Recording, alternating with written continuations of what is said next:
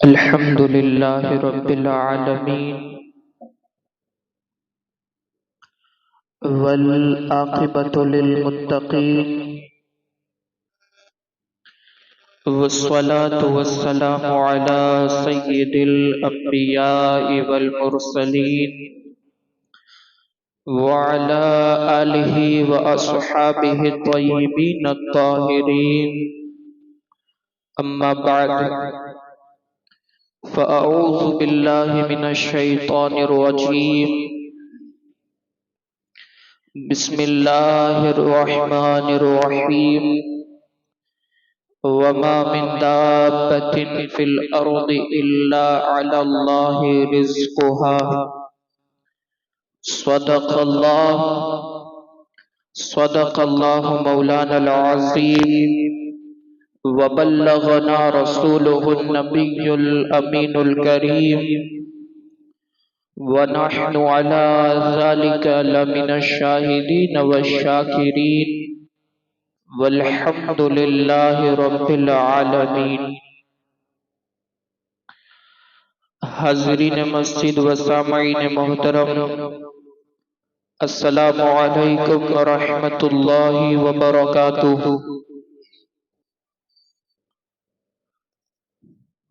آئیے کچھ عرض و معروضات پیش کرنے سے پہلے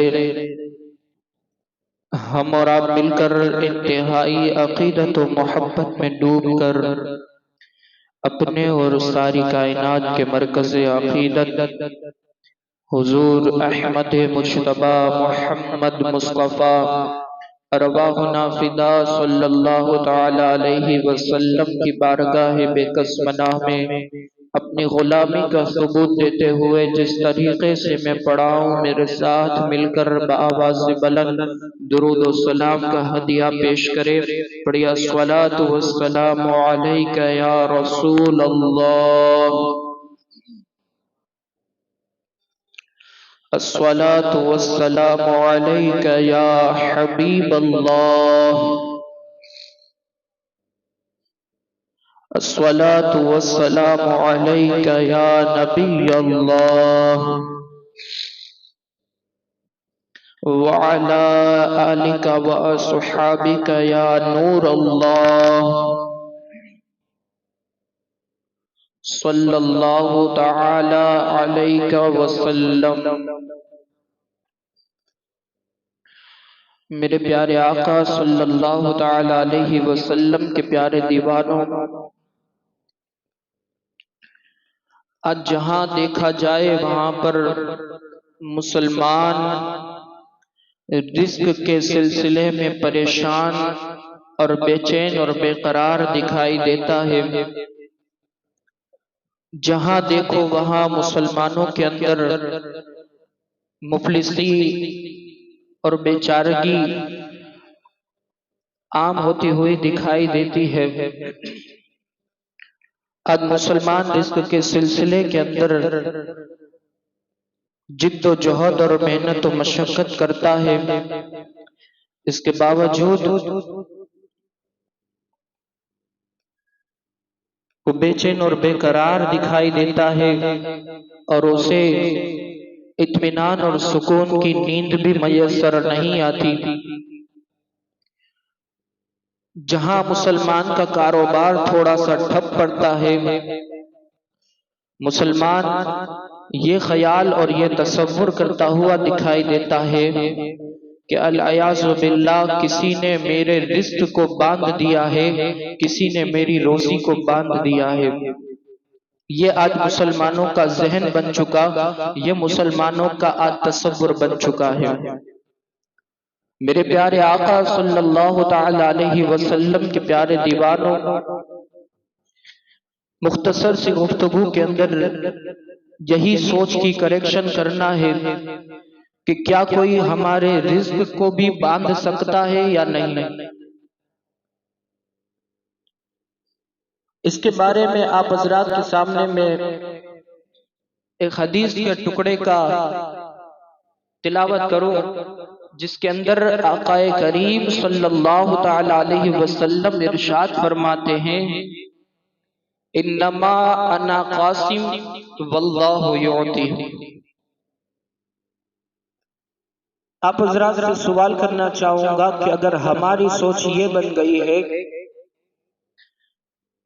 کہ جہاں تھوڑا سا کاروبار ٹھپ پڑتا ہے ہم تو فوراً یہی سوچ کرتے ہیں اور ہم یہی تصور کرتے ہیں کہ نہ جانے ہمارے رزق کو کسی نے باندھ دیا ہے اور ہماری روزی پر نہ جانے کسی کی نظر لگ گئی ہے، کسی نے ہمارے روزی کو باندھ دیا ہے۔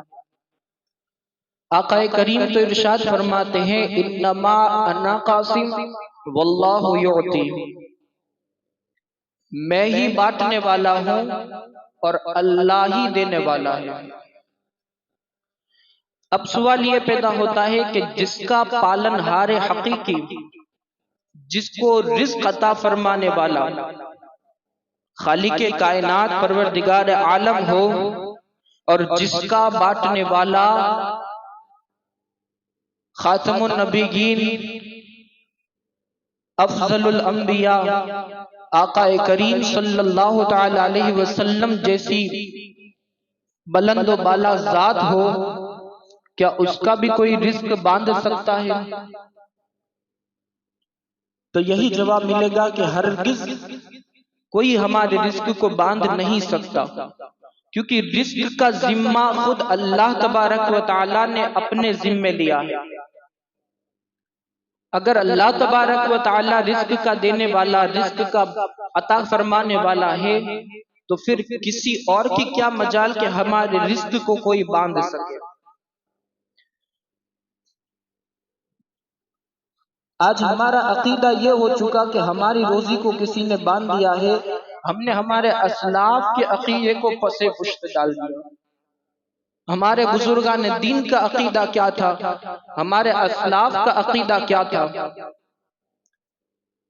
ہم یہ تصور کرتے ہیں کہ بس کہیں سے رزق مل جائے، پھر نہ ہم اس کے اندر حلال دیکھتے ہیں نہ حرام دیکھتے ہیں، نہ جائز دیکھتے ہیں نہ ناجائز دیکھتے ہیں، بس ہمیں کہیں سے بھی روزی ملنی چاہیے، کہیں سے بھی رزق کا انتظام ہو جائے، ہمارے لیے یہی کافی ہے۔ ہر انسان صبح سے لے کر رات تک رزق کے سلسلے کے اندر محنت و مشقت کرتا ہے، دوڑ بھاگ کرتا ہے، نہ پھر وہ حلال دیکھتا ہے نہ حرام دیکھتا ہے، لیکن اس کا جو تصور، اس کا جو توکل جو اللہ کے ذمہ ہونا چاہیے، جو اللہ پر اس کا توکل ہونا چاہیے، وہ آج کما حقہ توکل نہیں رہا۔ جیسا ہمارے بزرگان دین کا توکل تھا، جیسا اللہ پر، اللہ کے پیارے حبیب پر، اللہ کے اولیاء کرام کا جیسا عقیدہ تھا، وہ عقیدہ آج کما حقہ ہمارے درمیان نہیں رہا۔ آج ہم جس کا رزق کھاتے ہیں اس کی نافرمانی بھی کرتے ہوئے دکھائی دیتے ہیں۔ اگر آپ دیکھیں کوئی دنیا کا کتا ہو، اگر وہ کتے کو اگر ہم ایک روٹی کا ٹکڑا کھلا دیں تو پھر وہ کتا بھی ہماری گھر کی دیکھ بھال پوری رات کرتا ہوا دکھائی دیتا ہے، وہ بھی ہماری وفاداری کرتا ہے۔ لیکن آج ہم جس کے کروڑوں کروڑ ٹن کھا کر کے بیٹھے ہیں، جس کے ہم رزق کو پچائے بیٹھے ہیں، ہم اس کی اطاعت و فرما برداری کرنے سے ہم اپنے قدم کو پیچھے ہٹا لیتے ہیں۔ آج ہمارا خیال یہی ہو چکا کہ ہمیں روزی نہیں مل رہی ہے، توکل ہمارا اللہ پر سے ہٹ چکا۔ اگر ہمارا اللہ پر توکل ہو کہ اللہ ہی دینے والا ہے تو پھر وہ ایسے عطا فرماتا ہے کہ جہاں سے ہمارا گمان بھی نہیں ہوتا، ہمارا تصور بھی نہیں ہوتا، ہم سوچ بھی نہیں سکتے، ایسی جگہ سے اللہ ہمیں رزق عطا فرماتا ہے۔ اور جو اللہ تمام مخلوقات کا پالنے والا ہے، کیا وہ اشرف المخلوقات کو نہیں پال سکتا؟ جو اللہ ایک چھوٹے سے حقیر کیڑے کو بھی اللہ تبارک و تعالی رزق عطا فرماتا ہے، اسے بھی اللہ تبارک و تعالی بھوکا نہیں رکھتا، تو کیا اللہ تبارک و تعالی اشرف المخلوقات یعنی ہم انسان جو اپنے پیارے حبیب صلی اللہ علیہ وسلم کی امت میں سے ہیں، کیا اسے اللہ تبارک و تعالی ایسے ہی چھوڑ دیتا ہے؟ چھوٹی سی مثال کے ذریعے میں آپ کو بتاؤں، موسیٰ علیہ السلام کے دور کے اندر حضرت موسیٰ علیہ السلام نے اللہ تبارک و تعالیٰ کی بارگاہ میں عرض کیا، یا اللہ میں تجھ سے ہم کلام ہونا چاہتا ہوں، میں تجھ سے کلام کرنا چاہتا ہوں، تجھ سے بات کرنا چاہتا ہوں۔ اللہ تبارک و تعالیٰ نے ارشاد فرمایا، اے موسیٰ کوہ طور پر چلے آؤ، میں وہیں پر تم سے ہم کلام ہوتا ہوں۔ موسیٰ علیہ السلام نے عرض کی، مولا میرے چھوٹے چھوٹے بچے ہیں، ان کی دیکھ بھال کون کرے گا؟ میں ان کو کس کے حوالے چھوڑ کر کے آؤں؟ ان کو کون کھلائے گا، کون پلائے گا؟ اللہ تبارک و تعالیٰ نے کہا، موسیٰ تم ایک کام کرو، اپنا عصا زمین پر مارو۔ موسیٰ علیہ السلام نے اللہ تبارک و تعالیٰ کے حکم کی تعمیل کرتے ہوئے اپنا عصا زمین پر مارا۔ جیسے ہی زمین پر مارا، زمین پر سے چشمہ، پانی کا چشمہ پھوٹ پڑا اور پانی کا چشمہ جاری ہو گیا۔ موسیٰ علیہ السلام سے اللہ تبارک و تعالیٰ نے فرمایا، اے موسیٰ اب اس پانی پر تمہارا عصا مارو۔ موسیٰ علیہ السلام نے پھر اللہ تبارک و تعالیٰ کے حکم کی تعمیل کرتے ہوئے اپنا عصا پانی کے چشمے پر مارا۔ جیسے ہی چشمے پر، پانی کے چشمے پر اللہ تبارک و تعالیٰ کے حکم کو بجا لاتے ہوئے اپنا عصا مارتے ہیں کہ پانی کے چشمے کے اندر سے ایک کنکر، ایک پتھر نکلتا ہے، ایک پتھر ظاہر ہوتا ہے۔ موسیٰ علیہ السلام سے اللہ نے پھر فرمایا، اے موسیٰ اب اس پتھر پر تمہارا عصا مارو۔ موسیٰ علیہ السلام نے پھر اس پتھر پر اپنا عصا مارا۔ جیسے ہی اپنا عصا مارا، اس پتھر کے اندر سے ایک چھوٹا سا کیڑا اپنے منہ کے اندر سبز گھاس یعنی ہرے گھاس کو منہ کے اندر دبائے ہوئے اور منہ کے اندر لیے ہوئے باہر نکلا، اور پھر اللہ تبارک و تعالیٰ کی یوں تسبیح بیان کرتا ہے کہ پاک ہے وہ ذات جس کے قبضے کے اندر میری جان ہے، اور عظمت اور بابرکت والی وہ ذات ہے جو وحدہ لا شریک ہے، جو میرے کلام کو سنتا ہے، میری دیکھ بھال کرتا ہے، اور مجھے کبھی اللہ تبارک و تعالیٰ بھولتا نہیں۔ یہ دیکھ کر موسیٰ علیہ السلام نے اللہ کی بارگاہ کے اندر عرض کیا، مولا یہ کیا ماجرا ہے؟ اللہ تبارک و تعالیٰ نے ارشاد فرمایا، اے موسیٰ میں اس زمین کے اندر، پانی کے اندر، اور اس پانی کی تہ کے اندر ایک پتھر کے اندر چھپے ہوئے کیڑے کو نہیں بھولتا۔ کیا میں تمہارے چھوٹے چھوٹے صاحبزادے اور تمہارے صاحبزادیوں کو کیا میں بھول جاؤں گا؟ ہرگز نہیں۔ موسیٰ علیہ السلام سے کہا، موسیٰ انہیں اللہ کے حوالے چھوڑ دو، اللہ ان کی دیکھ بھال کرے گا اور تم کوہ طور پر چلے جاؤ۔ تو پتا چلا جو اللہ ایک کیڑے کو روزی عطا فرماتا ہے، کیا وہ اشرف المخلوقات کا پالنہار نہیں ہو سکتا؟ ہماری سوچ ایسی کیوں بن گئی کہ کسی نے ہماری روزی کو باندھ دیا ہے؟ ہم آج کیوں حلال اور حرام کی تمیز کو نہیں دیکھتے؟ نہ ہم حلال دیکھتے ہیں نہ حرام دیکھتے ہیں۔ کیا وجہ ہے کہ پھر ہم مفلسی کا شکار ہو رہے ہیں؟ آج انسان بے روزگار کیوں نظر آتا ہے؟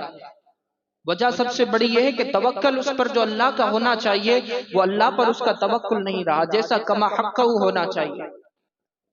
ضرورت ہے ہمیں اس بات کی ہم اللہ پر بھروسہ کریں، اور اللہ پر بھروسہ کرنے کے بعد پھر ہم محنت و مشقت کریں، اور ہم یہ عقیدہ رکھیں کہ یقیناً اللہ تبارک و تعالی ہمیں غیب سے رزق عطا فرمائے گا۔ آپ یقین جانیں اللہ تبارک و تعالی آپ کے ذریعے آپ کے لیے اسباب پیدا فرما دے گا۔ اللہ روزی عطا فرمانے والا ہے، اللہ کی مخلوق اس کا ذریعہ ہے۔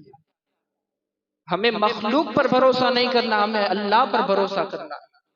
جس دن ہمارا اللہ پر بھروسہ ہو گیا اس دن ہمارا خالی نہیں جائے گا، اللہ یقیناً کہیں نہ کہیں سے رزق کا انتظام فرمائے گا۔ وہ عقیدہ بھی ایسا ہونا چاہیے کہ پختہ عقیدہ ہو، یہ نہیں کہ زبان سے بول رہے ہیں اور دل میں کچھ اور ہے۔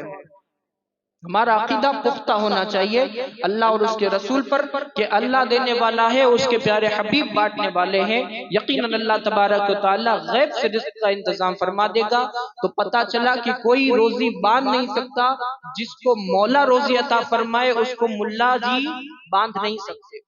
تو اگر کوئی یہ تصور کرے کہ میری روزی کسی نے باندھی ہے تو یہ عقیدہ اس کا نہایت غلط ہے۔ پتہ چلا یہ عقیدہ غلط ہے۔ اللہ پر بھروسہ کرو اور پھر اللہ کی راہ کے اندر جد و جہد کرو، محنت و مشقت کرو، اللہ کہیں نہ کہیں سے آپ کے لیے رزق کا انتظام فرما دے گا۔ رب قدیر کی بارگاہ میں دعائیں، جو کچھ بیان ہوا اس پر ہم سب کو عمل کثیر کی توفیق عطا فرمائے۔ دوران گفتگو اگر کوئی لغزش یا خامی ہو، اللہ اپنے پیارے حبیب کی نالین کے صدقے مجھ سے معاف فرمائے۔ استغفر اللہ ربی من کل ذنب واتوب الیہ وما علینا الا البلاغ۔ السلام علیکم ورحمۃ اللہ وبرکاتہ۔